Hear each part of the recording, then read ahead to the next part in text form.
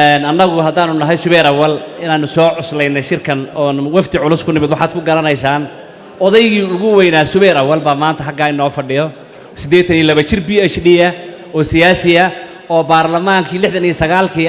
galay xubinka ah ayaa halka buulka noogu jiro marka waxa weeyaan dhiga weynana wuu fadhiyaa Sudaankii guudna wuu fadhiyaa marka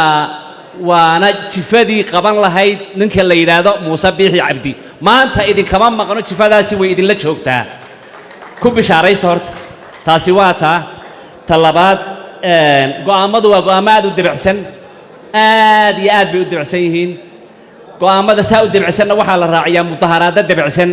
mudaharaado dibacsan iyaguna keli taliye kuma tago walaalow iska tag kuma tago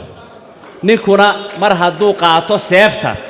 oo hal nin dilo inuu 100 dilo waxba kuma aha marka anigu waxaan ku talinayaa oo 100 jeer ku taliyo laakiin ay dadkeenu ka dhigala yihiin war adduunyada mudaharaad salmiyo dibacsan baa jiro 15 nooc mudaharaad jiro waxa jira mudaharaad dhar cad la qaato hadday dumarkuna garbasaar cad qaataan raguna ay qaataan shaar cad oo maalin kaliya Hargeysa wada xidhano Muuse subaxaas u iscasilayaa ama uu iska tagayaa waynu ku ballami karaa inaynu shaar cad wada qaadano iyo garbasaar cad maalin hiblaayo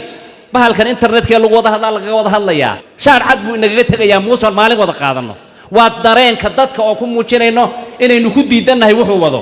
taa halkaas aan dhigayaa 15 nooc kalena way jiraan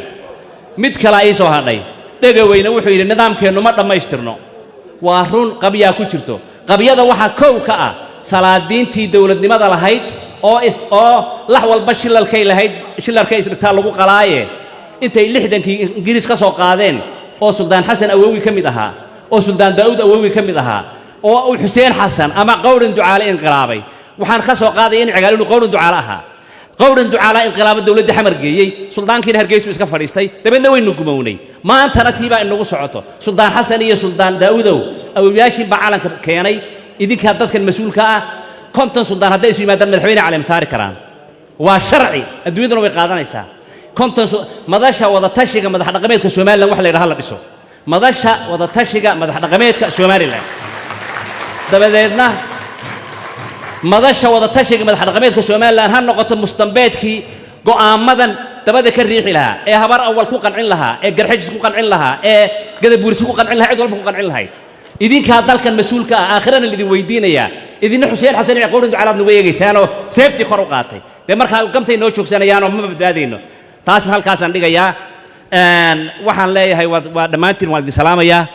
waan idin soo dhaweyn waan go'aamadana waan soo dhaweynaynaa